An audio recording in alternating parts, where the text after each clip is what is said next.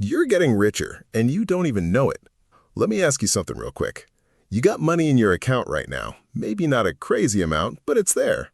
You're not broke, you're not balling either. You're just somewhere in the middle, doing your thing, paying your bills, maybe saving a little.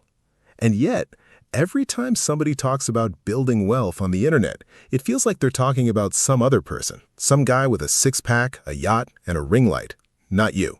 But here's what nobody's telling you. And this genuinely low-key changed how I think about money forever.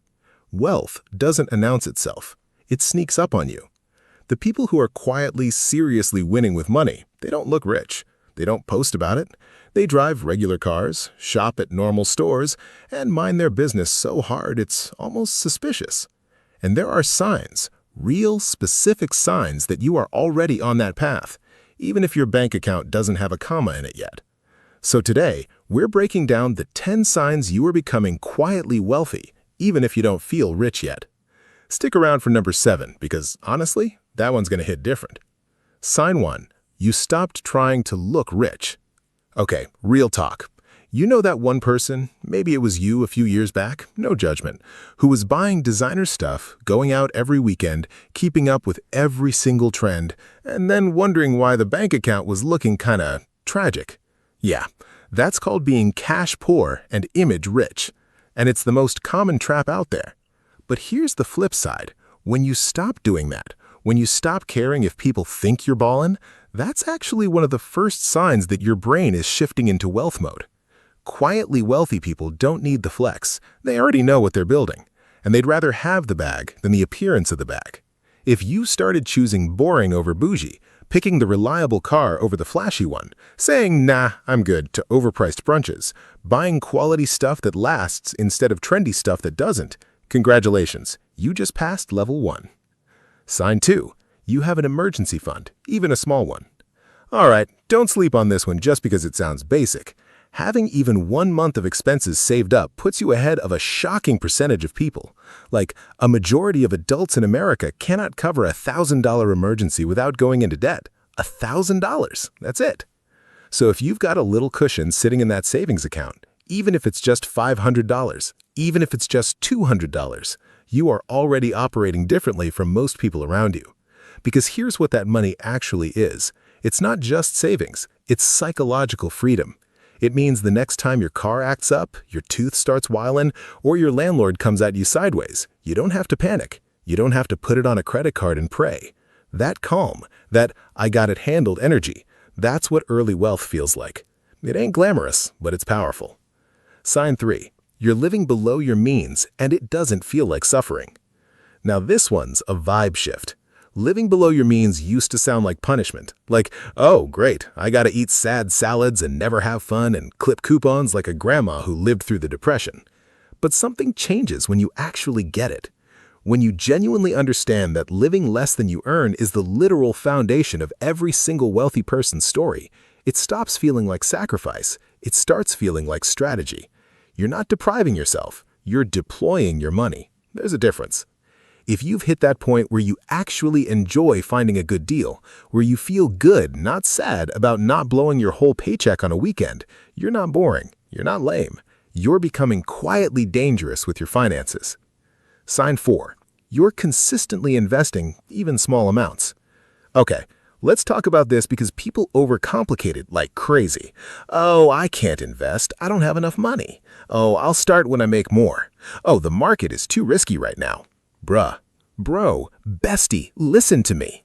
Starting early with a little beats starting late with a lot, every single time.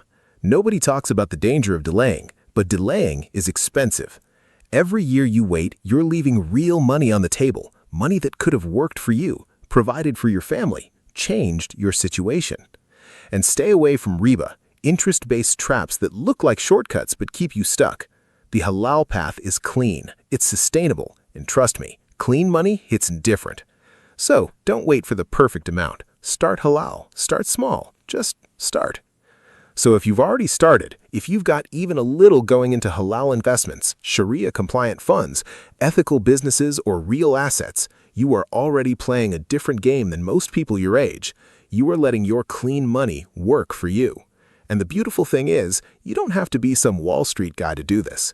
You don't need to stress over every market move. You just need to be consistent, stay away from riba's traps, and keep your money clean. Because halal rizq that grows slow, that's still rizq, and it's blessed rizq. Sign 5. You think in assets, not just income. Okay, this is where things get interesting. Most people think about money like this. How much do I make? How much do I spend? How much is left? That's income thinking, and there's nothing wrong with it. It's where most of us start. But quietly wealthy people think differently.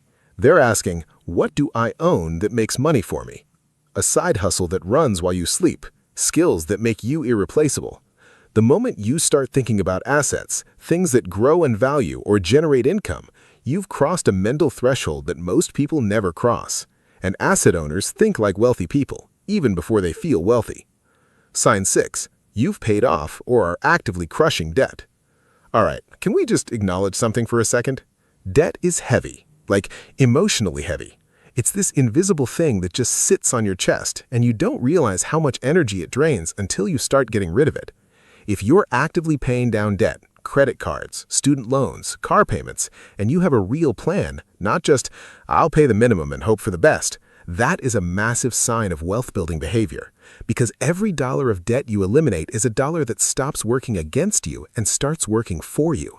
And the day you make that last payment on something, the day you close out a debt forever, man, that dopamine hit is chef's kiss, better than any purchase you'll ever make. That's real talk. Sign 7. You don't freak out over every financial decision. Okay, here's the one I told you about. Remember when you'd check your bank account and just wince, like just full-body anxiety every time you looked at your balance? Or when an unexpected expense would send you into a full-on spiral, doom scrolling at 2 a.m. wondering how you're going to make it work? If that sounds familiar, and honestly, it sounds familiar to most of us, here's what I want you to notice. Is that happening less often now? Because when you've got some savings, some investments, a plan, financial decisions stop feeling like emergencies and start feeling like choices. You're not reacting anymore. You're responding. That shift from financial panic to financial calm is one of the quietest, most powerful signs that you are genuinely building wealth. Because wealth isn't just a number, it's a feeling of control. And when you've got that, nobody can take it from you. Sign 8. Your income sources are multiplying. One paycheck. That used to be the whole plan, right? Work, get paid, repeat. Which, hey, that's how it starts for most of us. No shame. But quietly wealthy people start playing a different game. They're asking, what else can work for me? Maybe it's freelance work on the side. Maybe it's selling something online. Maybe it's renting something out. The amount doesn't matter as much as the mindset. The moment you start thinking, how can I add another stream? You are thinking like someone who is going to be financially free.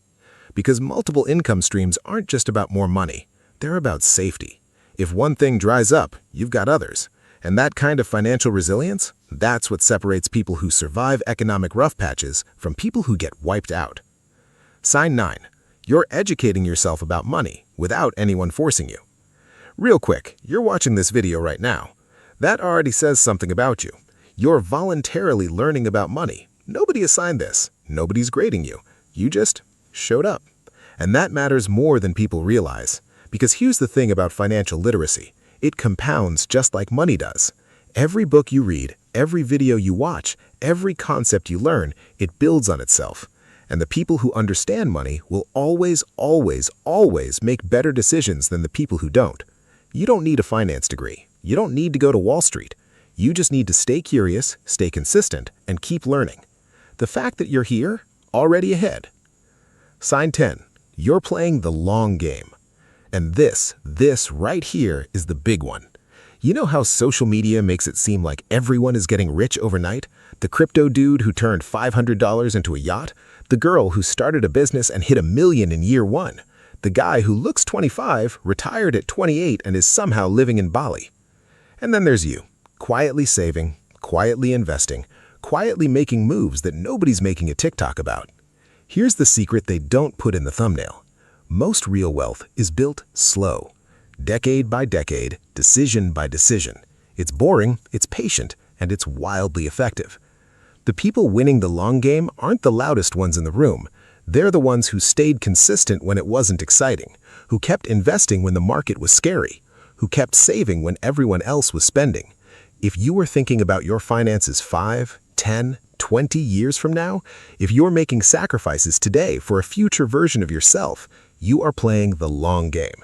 And the long game always pays off. So, let's do a quick check-in. How many of those 10 signs did you see yourself in?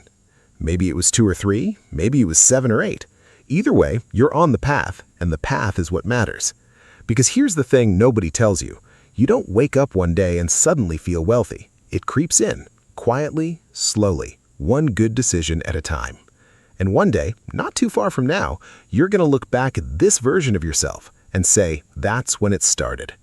Stay the course, keep making the boring, unglamorous, wildly smart financial decisions, and watch what happens.